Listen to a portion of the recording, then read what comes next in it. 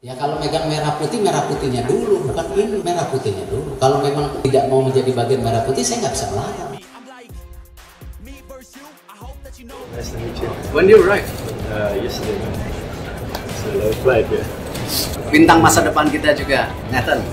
Mainnya juga di Liga Inggris. Jadi terima kasih atas kepercayaan untuk Indonesia. Say hi to them. Halo Indonesia.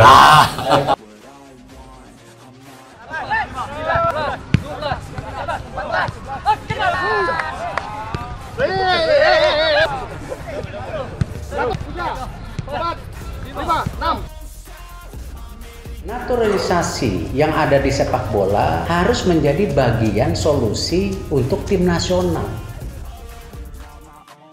Tinggal menghitung hari, timnas Indonesia kedatangan amunisi mengerikan.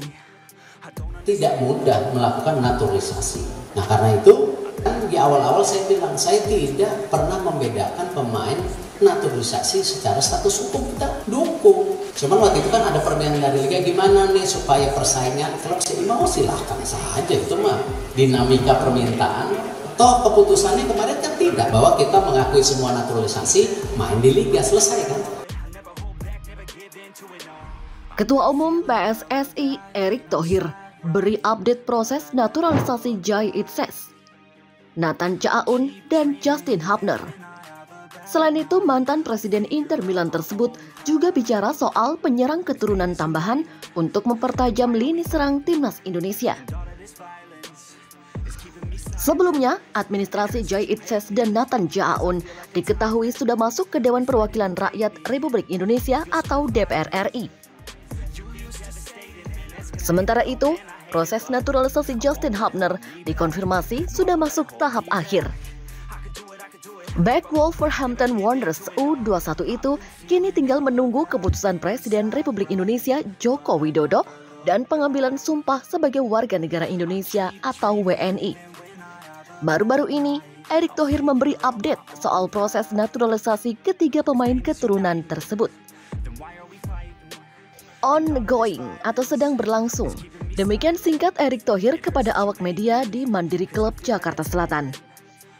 Erick Thohir tidak menjelaskan secara pasti kapan proses naturalisasi Jai Itses, Nathan Tjaaun, dan Justin Hubner akan rampung.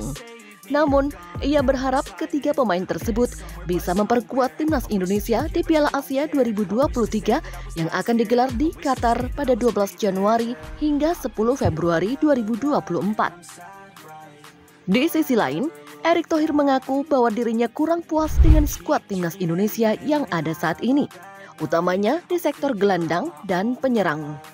Sebab demikian, pria yang juga menjabat sebagai Menteri BUMN itu terus melakukan pendekatan untuk menaturalisasi striker keturunan tambahan. Kita tahu Ivar Jenner dan Marcelino Ferdinand sedang cedera. Kemarin pas lawan Brunei Darussalam, Jordi Amat juga cedera. Jadi kalau dibilang kita pemain cukup, ya masih kurang. Demikian ucap Erick Thohir. Sejauh ini ada beberapa nama pemain depan keturunan yang diisukan akan dinaturalisasi. Di antaranya ada Milian Manhoef dari Vitesse Arnhem, Ragnar Oratmangun dari Fortuna Sittard, hingga Ilyas Al-Haf dari FC Noah, serta ada gelandang Tom Haye. Saya belum tahu kalau itu. Demikian singkat Erick Thohir ketika ditanya soal isu Tom Haye.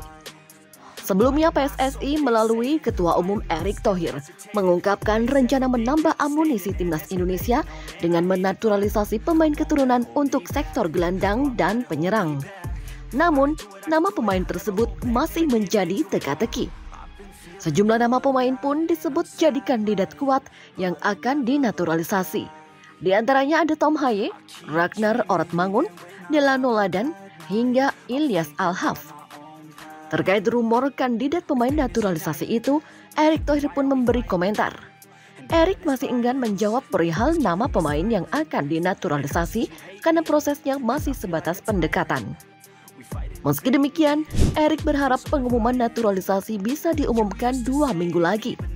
Diharapkan proses pendekatan berjalan lancar agar rasa penasaran publik sepak bola tanah air bisa terpenuhi. Saya belum tahu nama yang dirumorkan, yang pasti kalau salaman sama saya baru itu benar. Kalau yang belum salaman, jangan percaya dulu. Demikian kata Erik. Kita akan terus adakan pendekatan, kita sedang mencari pemain tambahan di posisi penyerang. Mudah-mudahan 2 minggu ada kabar bagus. Demikian lanjutnya. Sebelumnya, anggota Komite Eksekutif atau EXO PSSI Arya Sinulinga sudah memberi bocoran perihal pemain naturalisasi anyar. Menurutnya, calon penyerang baru timnas Indonesia berusia sekitar 23 sampai 27 tahun. Pemain itu pun tampil reguler bersama klub Eropa. Pastinya ada sejumlah pemain keturunan yang kini sedang dalam tahap proses naturalisasi. Salah satunya Justin Hubner. Rumor Sinteyong kemungkinan bakal lebih pilih Justin Hubner dibanding Elkan Baggett menarik untuk diulas. Pasalnya, kedua pemain ini memiliki posisi bermain yang persis sama sehingga kecil kemungkinan dimainkan secara bersamaan. Seperti diketahui, pemain yang sempat batal dinaturalisasi, Justin Quincy Hubner, akhirnya kali ini benar-benar akan segera dinaturalisasi. Hal itu disampaikan langsung oleh Ketua Umum PSSI Erick Thohir dalam unggahan Instagram pribadinya. Justin Hubner hanya tinggal menunggu persetujuan sebelum akhirnya mengambil sumpah kewarganegaraan. Kehadiran Justin Hubner menjadi pemain naturalisasi tentu akan berdampak baik untuk timnas Indonesia. Dengan kehadirannya itu, secara otomatis stok pemain bertahan timnas Indonesia semakin banyak. Pengalamannya di Liga Inggris juga tentu akan berdampak baik untuk timnas Indonesia.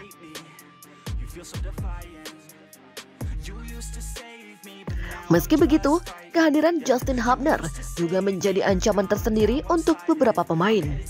Pasalnya, Hubner akan menjadi pesaing baru untuk memperebutkan posisi bek tengah utama di skuad timnas Indonesia. Salah satu yang cukup terancam adalah bek muda andalan Sinteyong, Elkan Baggett. Sejak dinaturalisasi, Elkan Baggett selalu menjadi pilihan utama Sinteyong.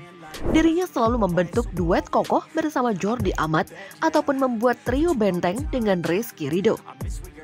Kehadiran Justin Hubner dapat menggeser posisinya sebagai bek tengah kiri.